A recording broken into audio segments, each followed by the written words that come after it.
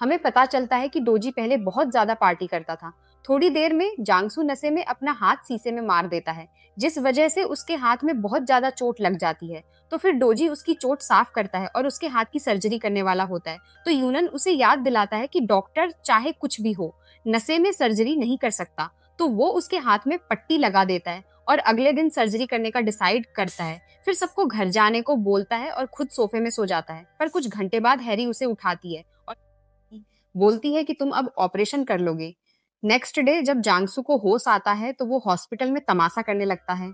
और तभी चुनसिक वहां पर डोजी के लिए खाना लेके आया था और वो जांगसू को वहां से जबरदस्ती ले जाता है। इसके बाद हैरी और डोजी साथ में बैठे होते हैं।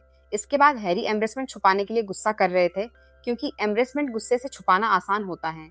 यह बात सुन के डोजी को कैंसर वाले पेशेंट की याद आती है। जब उसने मारने के लिए सामान उठाया था, तब उसके पैर में एक लकड़ी गिरी थी जिसपे पेशेंट ने कोई भी रिएक्शन नहीं दिया था।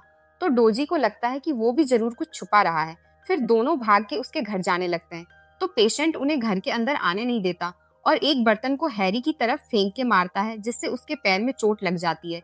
पर वो दोनों जबरदस्ती उसे पकड़कर उसका पैर चेक करते हैं, जिसमें बहुत गंदा घाव हुआ था।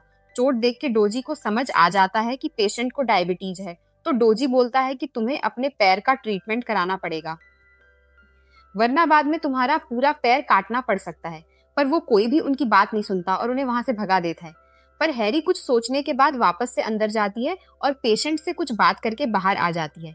बाहर आने के बाद वो बहुत सैड लग रही थी। तो दोनों भीगते भीगते हॉस्पिटल पहुंचते हैं। वहां पहुंचने के बाद हैरी डोजी से रामेन खाने को बोलती है और बोलती है कि दोनों मिलकर रामेन बनाते हैं और खाने के लिए बैठते हैं। पर तभी उनके हॉस्पिटल में किसी के आने की आवाज सुनाई देती है।